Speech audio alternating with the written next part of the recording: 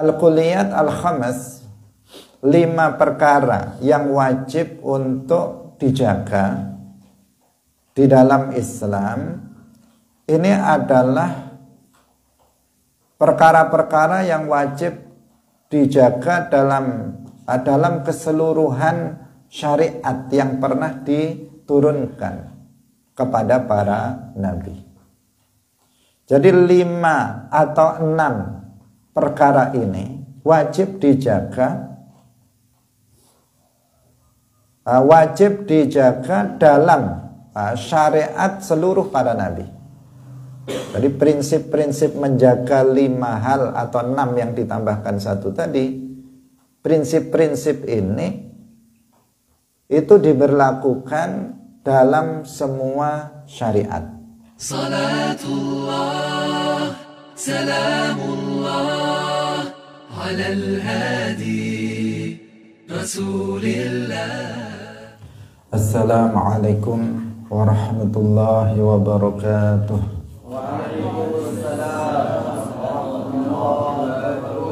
Naqra. Qala al-muallif rahimahullahu ta'ala fil iktisabi wat tawakkul ikhtulif warrajihu tafsilu hasba ma'urif wa indana syai'u huwal mawjudu wa thabitun fil kharijil mawjudu wujudu syai'in ainuhu wal jawharu al fardu hadith indana la yunkaru thumma dhunubu indana qismani saghiratun kabiratun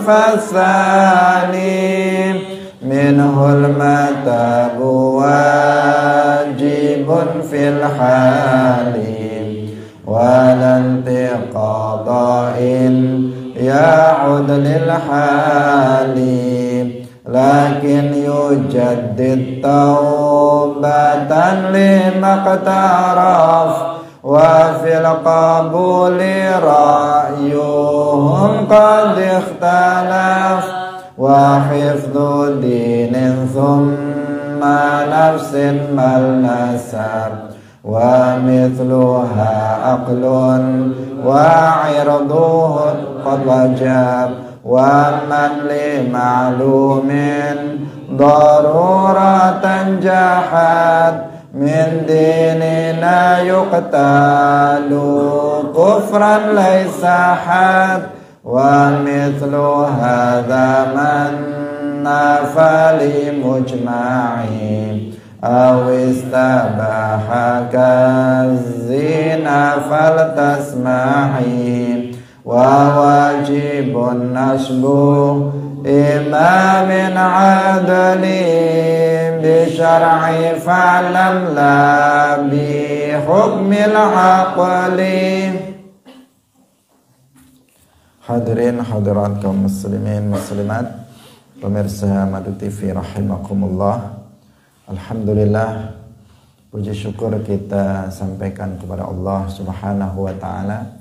Di pagi hari ini Allah Subhanahu wa taala masih melimpahkan rahmat dan nikmat-nikmatnya kepada kita semuanya, sehingga kita bisa kembali seperti biasa hadir dalam majelis pengajian kitab Jawharatut Tauhid. Semoga Allah Subhanahu wa taala menerima amal soleh yang kita lakukan dan membalasnya dengan pahala nanti pada hari kiamat. Amin ya rabbal alamin. Shalawat dan salam semoga tetap terlimpahkan kepada Nabi Agung, makhluk yang termulia, Khatamul Anbiya wal Mursalin, Imamul Anbiya wal Mursalin, Sayyiduna wa Maulana Muhammad sallallahu alaihi wasallam. Demikian juga untuk para sahabatnya, keluarganya, serta seluruh umat Islam yang mengikuti beliau ila yaumil qiyamah. Hadirin rahimakumullah, Mari kita mulai ngaji kita pagi hari ini. Dengan tidak lupa kita ikhlaskan niat kita masing-masing lillahi ta'ala. Qala al-muallifu rahimahullahu ta'ala wa hifdhu dinin thumma nafsin mal nasab wa mithluha aqlun wa irdun qad wajab. Wa hifdhu dinin lan utawi njaga agama, summa nafsin nuli njaga jiwa, malin nuli njaga bondo, nasab nuli njaga nasab, wa mithluha lan padane dinin nafsin mal nasab, aqlun lan wa mithluha lan iku padane dinin nafsin mal nasab, aklun utai joko akal, wa irdun lan joko kehormatan. Iku qad wajib teman-teman, wis wajib apa hifdzu dinin ila akhirih. Hadirin hadirat rahimakumullah. Muallif rahimahullah Syekh Ibrahim Al-Laqani dalam nazam ini menjelaskan tentang kewajiban menjaga 5 atau 6 perkara yang biasa disebut dalam usulul fiqh dan biasa disebut dengan al-kulliyat al-khamas, yang terkenal dengan istilah al-kulliyat al-khamas. Tetapi dalam nazam ini beliau menambahkan 1 dari al-kulliyat al-khamas sehingga menjadi al-kulliyat as-sittu, yaitu kulliyat yang 6 bukan 5. Memang para ulama ada yang mencukupkan dengan 5 yang disebut dengan al-kulliyat al-khamas, kemudian ada yang menambahkannya 1 sehingga menjadi al-kulliyat as-sittu. Di antara para ulama yang menambahkan menjadi 6 adalah Al-Imam Tajuddin As-Subki dalam kitab Jam'ul Jawami. Beliau menambahinya dengan al-irdhu. Kalau al-kulliyat al-khamas secara berurut itu adalah hifdzuddin, kemudian hifdzun nafas, kemudian hifdzul aql, hifdzun nasab, hifdzul mal. 5 ini. Hifdzuddin menjaga agama, hifdzun nafas menjaga jiwa, hifdzul aql menjaga akal, hifdzun nasab menjaga nasab, hifdzul mal menjaga harta. 5 ini yang biasa disebut dengan istilah al-kulliyat al-khamas. Tetapi ditambahkan oleh muallif dalam kitab ini mengikuti Al-Imam Tajuddin As-Subki dalam kitab Jam'ul Jawami, ditambahkan 1 yaitu al-irdhu. Ditambahkan 1 yaitu al-irdhu, artinya hifdzul irdhi, yaitu menjaga kehormatan. Hadirin hadirat rahimakumullah. Al-kulliyat al-khamas, 5 perkara yang wajib untuk dijaga di dalam Islam. Ini adalah perkara-perkara yang wajib dijaga dalam keseluruhan syariat yang pernah diturunkan kepada para nabi. Jadi 5 atau 6 perkara ini wajib dijaga, dalam syariat seluruh para nabi. Jadi prinsip-prinsip menjaga 5 hal atau 6 yang ditambahkan 1 tadi, prinsip-prinsip ini itu diberlakukan dalam semua syariat.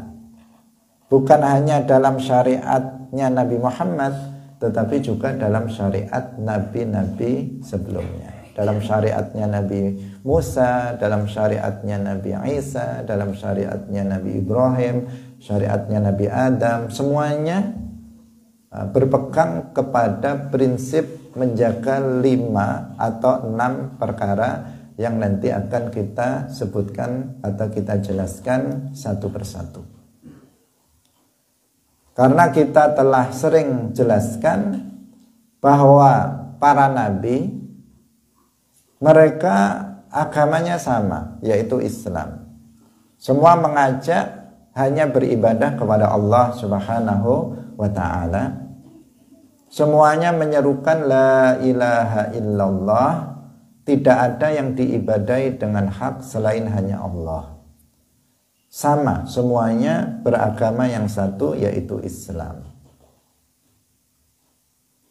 Hanya saja mereka berbeda dalam syariat. Mereka berbeda dalam syariat. Artinya dalam hukum yang diberlakukan atau dalam tata cara ibadah yang diberlakukan itu berbeda-beda antara satu rasul dengan rasul yang lainnya. Namun seluruh syariat yang pernah diturunkan oleh Allah kepada para nabi semua memegang prinsip menjaga 5 hal ini, yang disebut dengan al-kulliyat al-khams. Semuanya berprinsip menjaga 5 ini. Artinya hal-hal yang bertentangan dengan ini maka diharamkan di dalam semua syariat Islam yang pernah diturunkan kepada para nabi. Jadi hifdzu al-kulliyat al-khams bukan hanya berlaku dalam syariat Nabi Muhammad yang kita anut sekarang, tetapi juga menjadi prinsip dalam syariat-syariat para rasul sebelumnya. Hadirin yang dirahmati oleh Allah Subhanahu wa ta'ala, satu persatu kita jelaskan. Yang pertama adalah hifdzuddin, hifdzuddinin, menjaga Islam. Menjaga agama artinya menjaga Islam, karena yang dimaksud dengan ad-din adalah al-Islam, agama Islam. Menjaga Islam ini wajib bagi setiap muslim untuk menjaga Islamnya. Yajib ala kulli muslimin hifdzu islamihi. Wajib bagi setiap muslim menjaga Islamnya. Dari apa?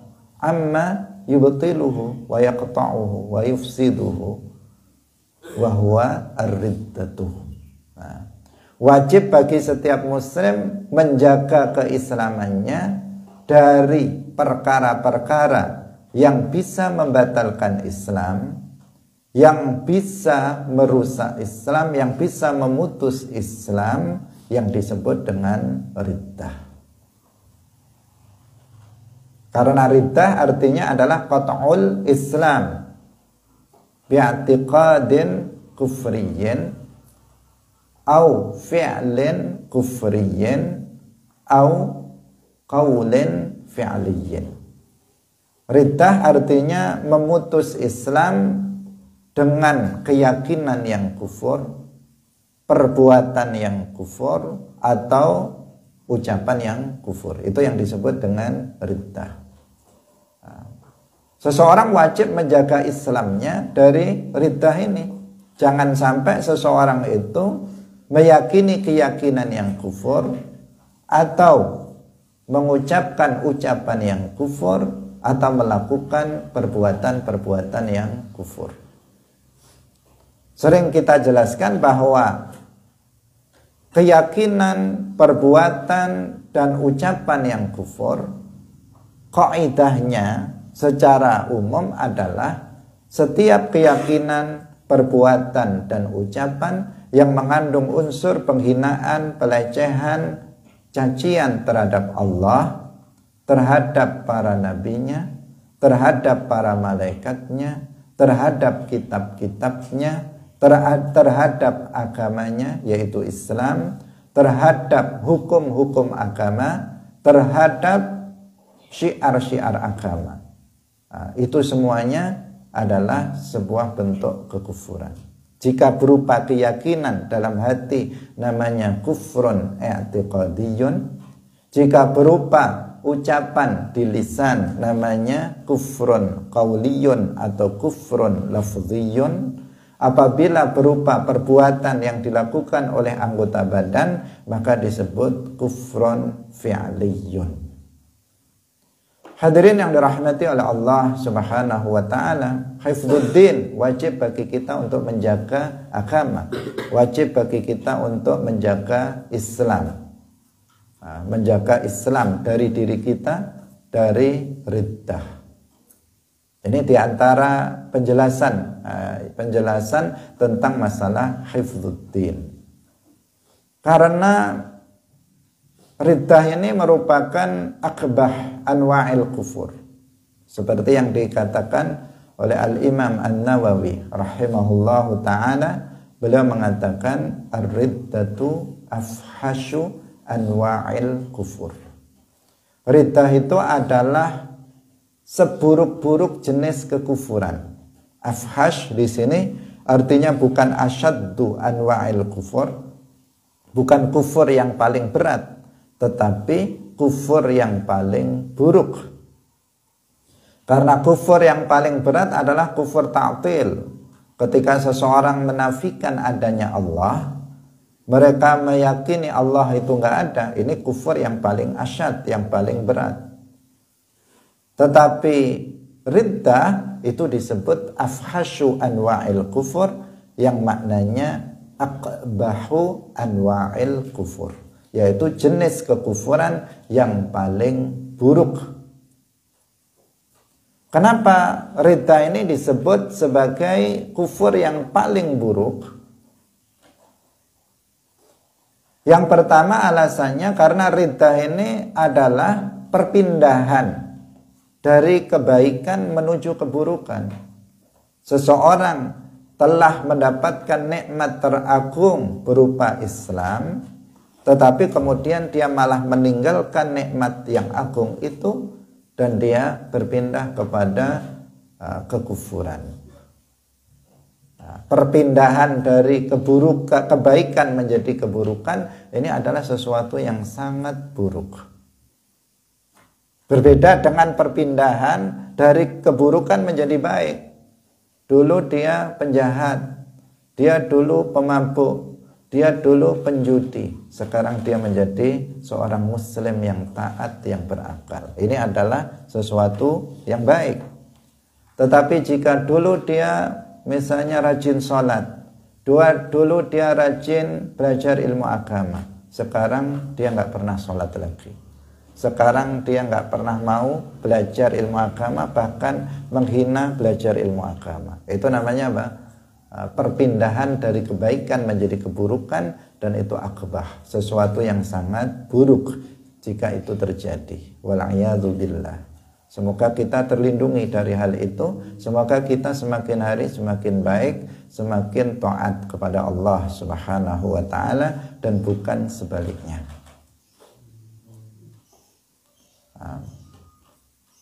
Ini alasan yang pertama. Alasan yang kedua bahwa riddah itu bisa menghapus pahala seluruh amal ibadah yang pernah dilakukan oleh pelakunya. Kalau seseorang sejak dia baligh, dia sudah beramal soleh, mengumpulkan pahala yang banyak. Dia sudah sholat, dia puasa, dia sedekah, dia baca Quran, dia berbuat baik kepada banyak orang, dia berdakwah, dia macam-macam, dia belajar ilmu agama, dia mengajar dan sebagainya. Kemudian pada waktu tertentu misalnya, kemudian dia jatuh kepada riddah, maka riddah ini akan menghapus seluruh pahala yang pernah dia dapatkan, yang pernah dia kumpulkan, semuanya sudah terhapus dengan sebab riddah. Allah Subhanahu wa ta'ala di dalam Al-Quran berfirman, wa may yakfur bil imani faqad habita amaluhu. Barang siapa yang kufur dengan keimanannya, maka benar-benar telah terhapus pahala amalnya. Jadi pahala amal yang sudah pernah dia lakukan semuanya terhapus, tidak tersisa. Bahkan di dalam ayat lain Allah Subhanahu wa taala berfirman, "Matsalul ladzina kafaru bi rabbihim a'maluhum karamadin ishtaddat bihir rihu fi yaumin 'asif." Bahwa perumpamaan orang-orang yang kufur terhadap Tuhan mereka, amal mereka itu seperti abu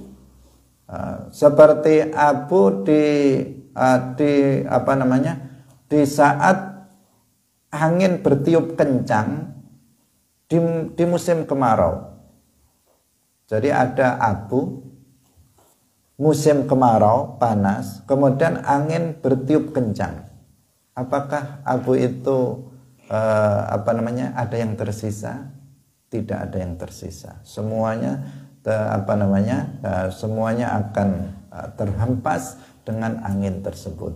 Nah, demikian juga seseorang yang beramal dengan amal soleh, dia telah menumpuk dan mengumpulkan pahala-pahala yang sangat banyak.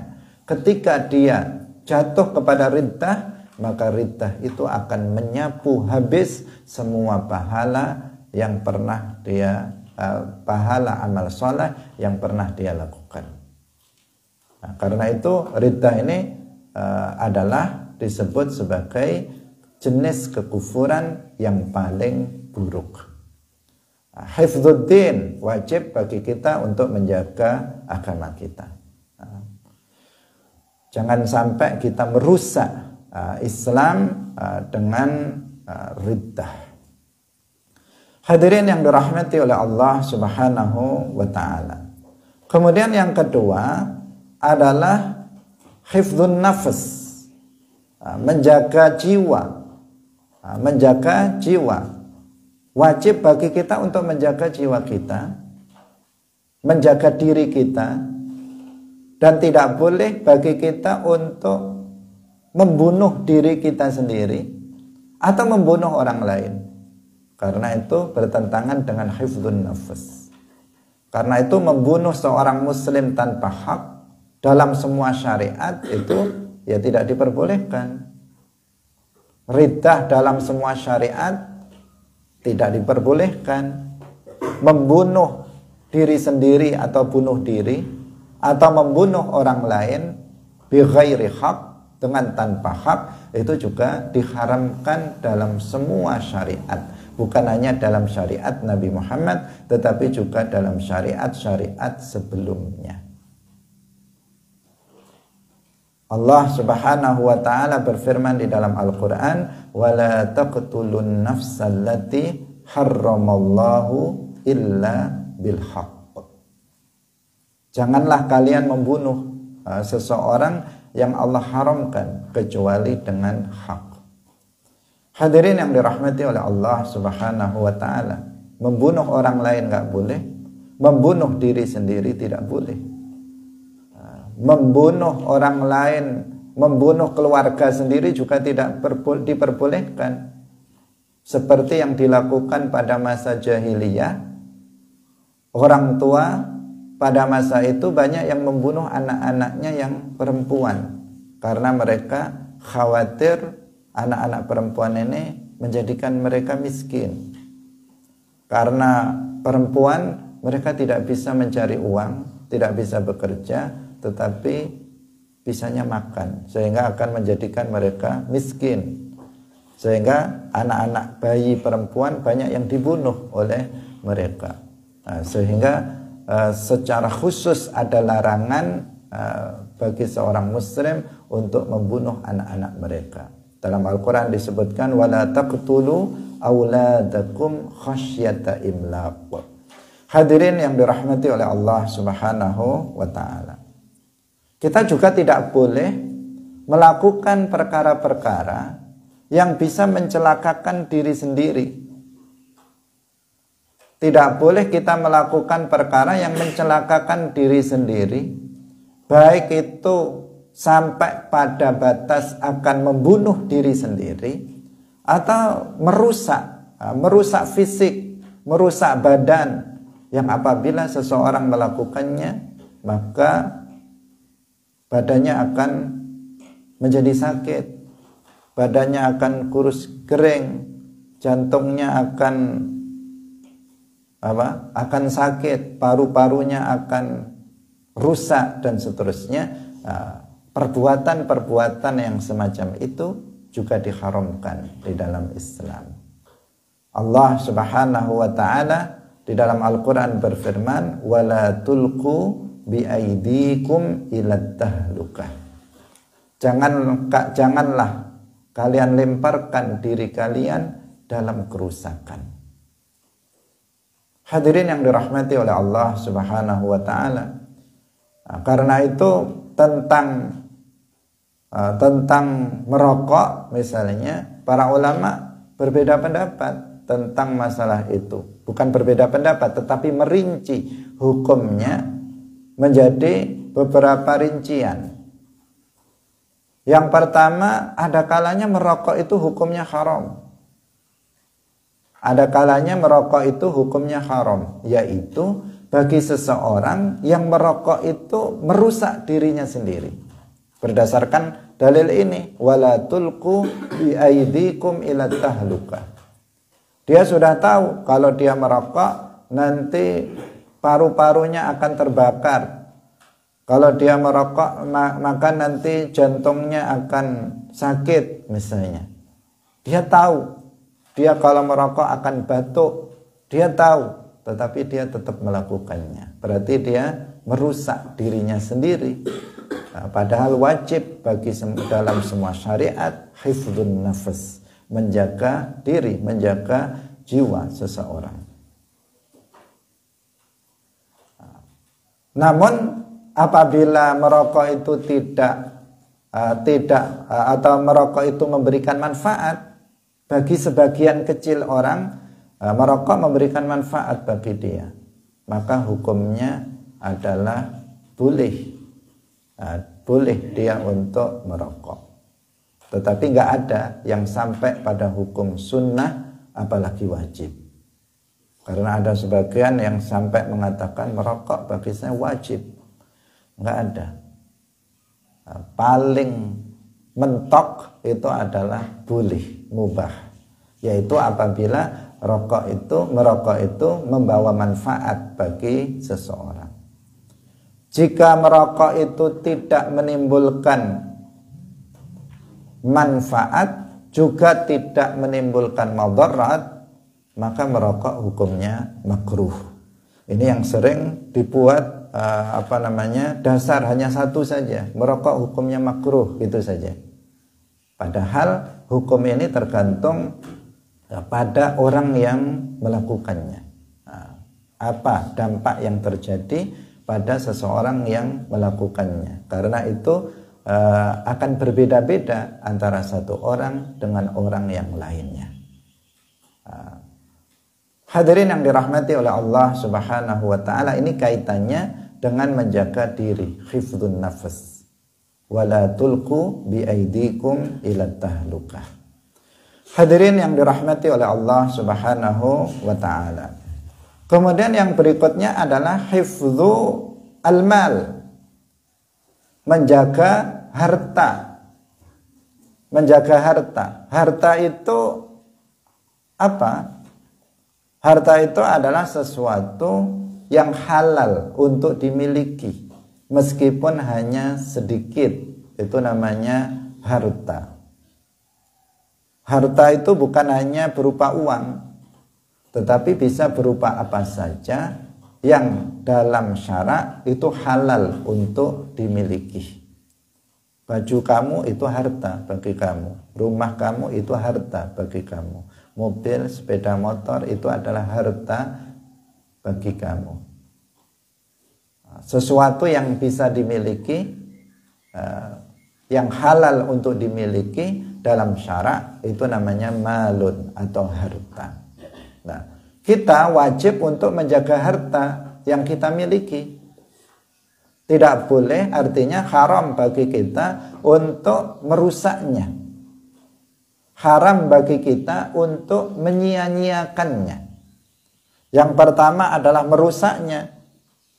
Nah, misalnya kamu punya HP,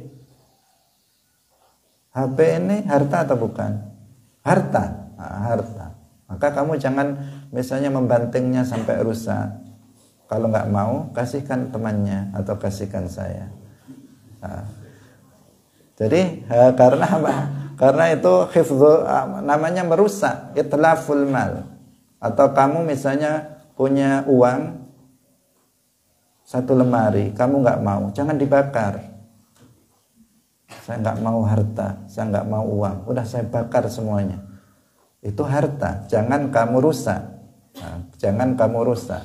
Kalau nggak mau, infakkan, sodakohkan, berikan untuk pembangunan masjid, untuk pembangunan pondok pesantren, kasihkan untuk kepentingan dakwah, tasarrufkan harta itu dalam kebaikan, ditasarrufkan dalam kemaslahatan, bukan kemudian harta benda itu dirusak atau digunakan, ditasarrufkan pada sesuatu yang tidak dihalalkan. Juga nggak boleh. Kamu memiliki harta, kemudian harta itu kamu gunakan untuk membeli sesuatu yang diharamkan, atau harta itu kamu gunakan untuk memberikan upah, misalnya memberikan upah kepada pada orang-orang yang penyanyi yang misalnya dia menyanyi yang diharamkan, pakai musik yang diharamkan, membuka auratnya misalnya. Kamu undang dengan harta yang kamu miliki, kamu kasih harta itu kepada dia agar dia berjoget dan agar dia membuka auratnya di depan umum. Ini namanya apa? Termasuk tadyi'ul mal, menyia-nyiakan harta dengan mentasarrufkannya pada sesuatu yang tidak dihalalkan. Dalam Islam kita wajib menjaga harta, artinya kita tidak boleh merusak harta itu dan kita tidak boleh mentasarrufkan harta yang kita miliki di dalam perkara-perkara yang diharamkan. Karena itulah diharamkan seseorang untuk mencuri, diharamkan riba, itu semuanya adalah dalam rangka hifdzul mal. Tidak boleh seseorang untuk ghasab, tidak boleh bagi seseorang untuk merampok dan sebagainya. Harta orang lain itu adalah bagian dari diharamkan karena dianggap bertentangan dengan hifdzul mal, menjaga harta ini. Hadirin rahimakumullah. Yang berikutnya adalah hifdzu an-nasab. Yang keempat, ya, hifdzun nasab, menjaga nasab. Sehingga haram di dalam Islam, dalam semua syariat, bukan hanya dalam syariat Nabi Muhammad, melakukan zina. Zina ini haram dalam semua syariat. Gak ada syariat satupun dari syariat-syariat yang telah diturunkan kepada para nabi itu yang menghalalkan zina. Gak ada satupun. Dalam syariat Nabi Muhammad sudah jelas, Allah berfirman, wala taqrabuz zina. Zina sesuatu yang diharamkan. Kenapa? Karena zina akan merusak nasab. Zina akan merusak nasab, bertentangan dengan kewajiban hifdzun nasab. Kenapa dikatakan merusak nasab? Karena anak hasil zina, nasabnya tidak kembali kepada ayah biologisnya. Kalau ada seseorang misalnya hamil di luar nikah, dia hamil karena perzinaan, kemudian melahirkan seorang anak, maka anak ini nasabnya tidak akan kepada ayahnya, ayah biologisnya, tetapi nasabnya akan kepada ibunya. Jika seperti itu, nanti ketika anak itu perempuan dan akan menikah, maka nggak bisa ayah biologisnya yang akan menjadi walinya pernikahannya. Jika mereka nggak paham, kemudian ayah biologisnya yang menikahkannya, maka akad pernikahannya tidak sah, maka akan terjadi perzinaan dan begitu seterusnya, sehingga nasabnya menjadi rusak. Tidak jelas nasab yang seharusnya itu jelas menjadi tidak jelas. Maka hifdzun nasab ini adalah bagian hal yang diwajibkan. Haram bagi seseorang untuk melakukan zina karena akan merusak nasab. Bahkan dalam akdun nikah, seseorang harus lebih hati-hati dibandingkan dengan melakukan akad-akad yang lainnya. Tidak diragukan seseorang dalam jual beli, dalam muamalah yang lain, dia harus berhati-hati dan dia harus memperhatikan ketentuan syariat dalam melakukannya. Namun dalam akdun nikah seseorang harus lebih berhati-hati. Kenapa? Karena jika tidak benar, jika akdun nikah yang dilakukannya itu tidak sah, maka akibatnya itu lebih berat dibandingkan dengan akad-akad yang lainnya. Karena jika akdun nikahnya tidak sah, maka menjadikan hubungan yang dilakukan di antara seorang laki-laki dan perempuan itu menjadi hubungan yang haram, menjadi zina. Jika itu terjadi, maka anaknya nanti menjadi anak zina.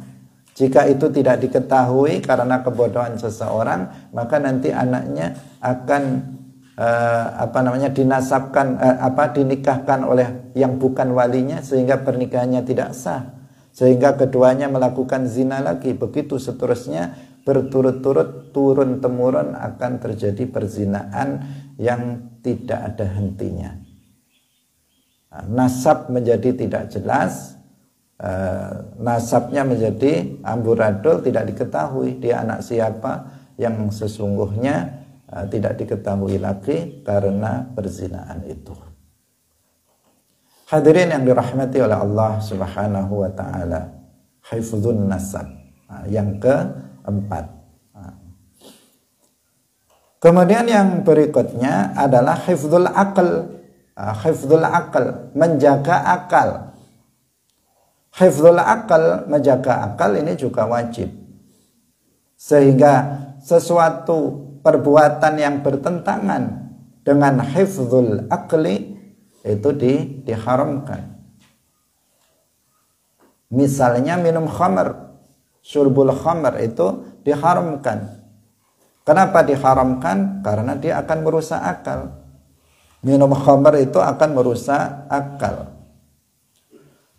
Di dalam Al-Quran disebutkan, ya ayyuhalladzina amanu innamal khamru wal maisiru wal ansabu wal azlamu rijsun min amali syaitan fajtanibuhu la'allakum tuflihun. Fajtanibuhu, jauhilah khamr dan hal-hal yang disebutkan berikutnya itu, karena itu adalah bagian dari perbuatan syaitan. Dia bisa merusak akal. Orang yang minum minuman khamr, maka akalnya akan rusak. Atau mengkonsumsi narkoba,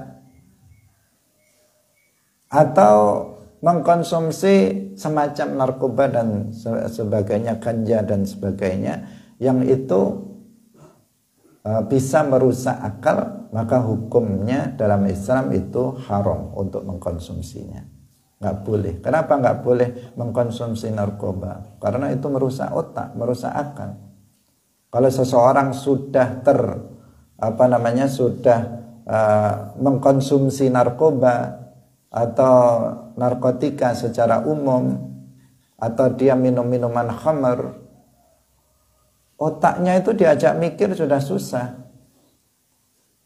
Diajak belajar ilmu agama juga sudah susah. Sudah banyak saraf otaknya yang putus kabelnya. Kadang diajak ngomong nggak nyambung. Kayak orang setengah gila, ya, orangnya waras, diajak ngomong nggak nyambung-nyambung. apalagi pelajaran, diajak ngomong aja nggak nyambung. Itu gara-gara apa? Akibat dari mengkonsumsi narkoba, khamr dan lainnya. Dalam Islam nggak boleh, haram mengkonsumsi hal-hal yang bisa merusak akal. Yang bisa merusak akal. Bahkan narkoba atau khamr dan sebagainya itu bukan hanya merusak akal tetapi juga merusak badan.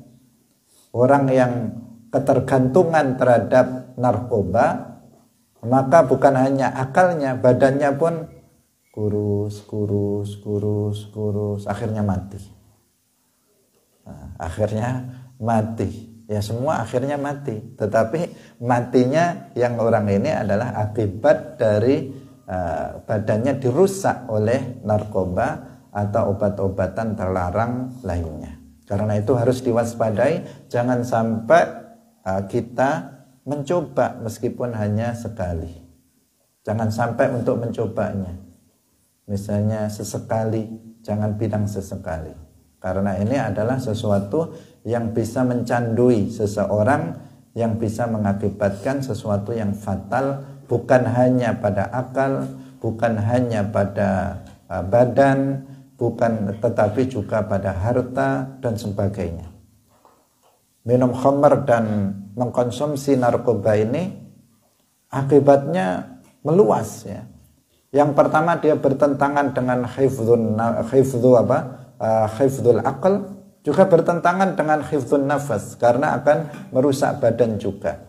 Juga bertentangan dengan hifdzul mal karena harta yang digunakan untuk membeli narkoba, untuk untuk membeli khamr, itu bagian dari bertentangan dengan hifdzul mal. Belum lagi kalau sudah seperti itu, nanti dia akan nggak punya duit lagi, dia akan mencuri, dia akan berjudi, dia akan mencuri. Itu bertentangan juga dengan hifdzul mal.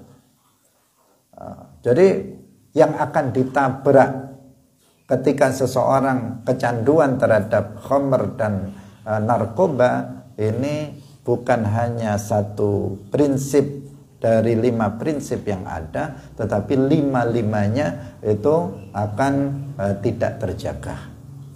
Hadirin yang dirahmati oleh Allah Subhanahu wa ta'ala. Ini kita sudah sebutkan 5, dan inilah yang disebut dengan al-kulliyat al-khamis, yaitu tadi hifdzuddin, kemudian hifdzun nafas, kemudian hifdzul mal, hifdzun nasab, kemudian hifdzu al-aql. 5 ini yang disebut dengan al-kulliyat al-khamis, yang biasa disebutkan oleh para usuliyun dalam kitab-kitab mereka. Kemudian di sini ditambahkan 1, dan sebagian usuliyun seperti Al-Hafidz Tajuddin As-Subki juga menambahkan 1 sehingga menjadi al-kulliyat as-sittu, yaitu prinsip menjaga 6 perkara bukan 5 perkara. Tambahan 1 itu adalah irdun, yaitu al-irdu, atau kita biasa menyebutnya dengan kehormatan. Kehormatan seorang muslim itu harus dijaga. Karena irdun itu artinya adalah tempat cacian dan pujian. Artinya kehormatan seseorang itu harus dijaga oleh kita sebagai seorang muslim. Sehingga di dalam Islam itu diharamkan qadzaf.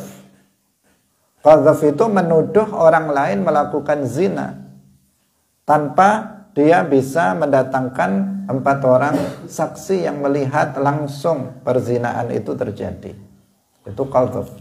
Dengan mengatakan kamu itu penzina, dia mengatakan kamu itu penzina, ya zani, dia mengatakan seperti itu secara sharih seperti itu. Ini adalah bagian dari alfazul qadzaf. Atau seseorang misalnya dengan tidak secara sharih dia mengatakannya, tetapi dengan dia kinayah atau dengan ta'rid misalnya, maka itu juga misalnya dia mengatakan kamu adalah orang fasik, kamu itu perempuan nakal, kamu itu perempuan kotor misalnya. itu bisa memiliki makna tuduhan zina, bisa tidak. Jika seseorang berniat untuk menuduh orang tersebut penzina, maka ini bagian dari qadzaf. Hadirin yang dirahmati oleh Allah Subhanahu wa taala, ini masalah kehormatan orang lain. Seseorang yang dituduh telah melakukan zina, hancur enggak kehormatannya? Hancur lebur. Dia tidak melakukan zina, kemudian dituduh dia melakukan zina, habis kehormatannya. Tidak lagi tidak lagi dihormati dia oleh orang lain, disepelekan, dihina, direndahkan dan seterusnya. Akan terbuang dia dalam di masyarakat jika seseorang tertuduh dia telah melakukan zina. Karena itu tidak sembarangan seseorang menuduh orang lain melakukan zina. Harus diwaspadai karena ini banyak terjadi dilakukan oleh sebagian orang. Ketika melihat misalnya seorang laki-laki dan perempuan yang bukan mahramnya, misalnya berduaan, langsung dia mengatakan keduanya berzina. Ketika seseorang melihat misalnya seorang laki-laki dan perempuan berboncengan, misalnya dia langsung mengatakan keduanya berzina. Ketika misalnya seseorang melihat seorang laki-laki dan perempuan misalnya ada dalam satu ruangan berkhalwat, kemudian langsung seseorang mengatakan mereka telah berzina. Ini sesuatu yang nggak boleh dilakukan. Tuduhan seperti itu benar ketika seseorang berkhalwat dia telah melakukan sesuatu yang haram, tetapi khalwat bukan zina.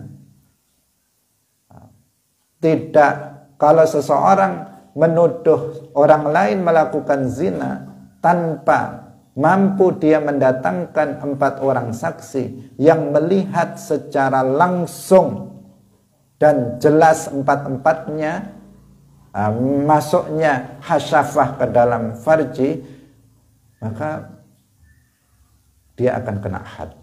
Dia akan kena had karena dia telah melakukan qadzaf jika dia tidak bisa mendatangkan 4 orang saksi. Ini perkara yang serius, karena akan seorang muslim itu adalah orang yang sangat terhormat. Tidak boleh seseorang kemudian menuduhnya zina tanpa mampu untuk mendatangkan 4 orang saksi. Sehingga di dalam Al-Quran disebutkan, innal ladzina yarmunal muhsanatil ghafilatil mu'minati lu'inu fid dunya wal akhirah walahum adzabun azim. Sesungguhnya orang-orang yang menuduh perempuan-perempuan yang terjaga, perempuan yang mereka tidak melakukan zina, maka mereka nanti di akhirat akan dilaknat. Bukan hanya di akhirat, lu'inu fid dunya wal akhirah, di dunia dan di akhirat dia akan dilaknat dan bagi mereka azab yang sangat besar. Bahkan di dunia mereka akan dihad jika tidak mampu untuk mendatangkan 4 orang saksi. Walladzina yarmunal muhsanati thumma lam ya'tu bi arba'ati syuhada fajliduhum 80 jaldah.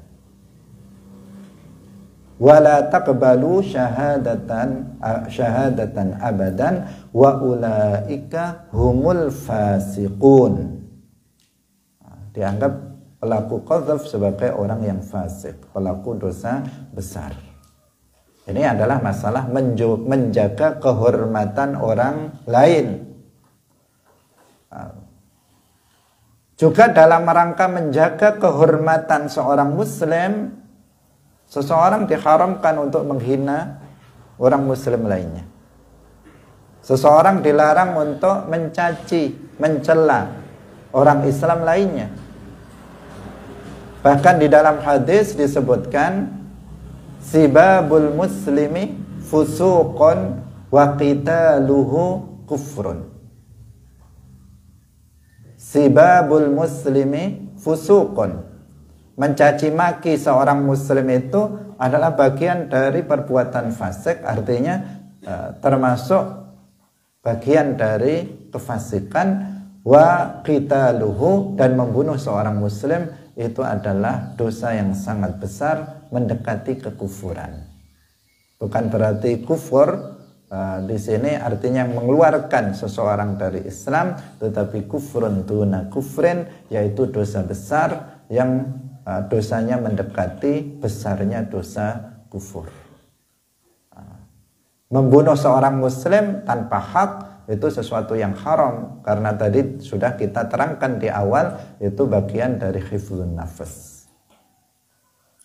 Diharamkannya membunuh ini dalam rangka hifdzun nafas. Kemudian diharamkannya mencaci maki dan mencela orang lain, itu dalam rangka hifdzul irdi. Diharamkan juga di dalam Islam apa?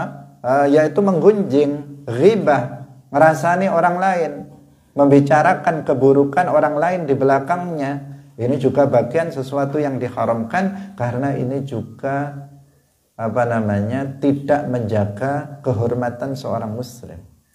Kalau kamu berbincang-bincang tentang aib teman kamu, kemudian apa kesimpulan kamu di akhir? Kesimpulan kamu, oh ternyata si fulan itu begitu ya, ternyata si fulan itu orangnya rendah, ternyata si fulan itu orangnya buruk, ternyata si fulan itu orangnya nggak punya kehormatan dan sebagainya. Itu kesimpulan dari ghibah. Apa ada kesimpulan dari ghibah itu? Oh, berarti dia hebat, berarti dia orang bermartabat. Tidak. Itu namanya bukan ngerasani, karena ngerasani itu membicarakan keburukan orang lain. Kalau keburukan orang lain sudah disebut-sebut dalam sebuah majelis, maka kehormatan orang itu akan jatuh. Orang yang dibicarakan kehormatannya akan jatuh. Karena itulah ghibah diharamkan di dalam Islam. Jadi ada 6, jadinya ada 6 yang harus dijaga. Ini sebuah kaidah yang berlaku bukan hanya dalam syariat Nabi Muhammad SAW, tetapi juga berlaku dalam syariat-syariat Nabi sebelum Nabi Muhammad SAW. Yang pertama hifdzuddin, yang kedua hifdzun nafas, yang ketiga hifdzul aql, yang keempat hifdzun nasab, yang kelima hifdzul mal, dan yang keenam hifdzul irdi, yaitu menjaga kehormatan. Prinsip ini yang harus dijaga, dan ini menunjukkan kemuliaan ajaran Islam. Ajaran Islam begitu luar biasa, yang semua ajaran-ajaran Islam itu apabila diamalkan maka akan mendatangkan kemaslahatan umat manusia, baik di dunia lebih-lebih nanti di akhirat. Maka hendaknya kita berusaha untuk mengamalkan ajaran-ajaran Islam. Apa yang diwajibkan oleh Allah Subhanahu wa taala kepada kita adalah dalam rangka diantaranya adalah menjaga 6 hal ini. Apa yang diharamkan oleh Allah Subhanahu wa taala untuk kita lakukan adalah dalam rangka untuk menjaga 6 perkara ini. Kenapa ini diharamkan? Untuk menjaga salah satu dari 6 perkara ini. Kenapa ini diwajibkan? Untuk menjaga salah satu dari 6 perkara ini. Itu semuanya akan mendatangkan kebaikan bagi manusia. Karena Allah Subhanahu wa taala Maha mengetahui terhadap kemaslahatan kita daripada kita sendiri. Demikian pengajian kita pada pagi hari ini, semoga bermanfaat bagi kita semuanya. Barakallahu fikum, wallahul muwaffiq ila aqwamit thoriq. Wassalamualaikum warahmatullahi wabarakatuh.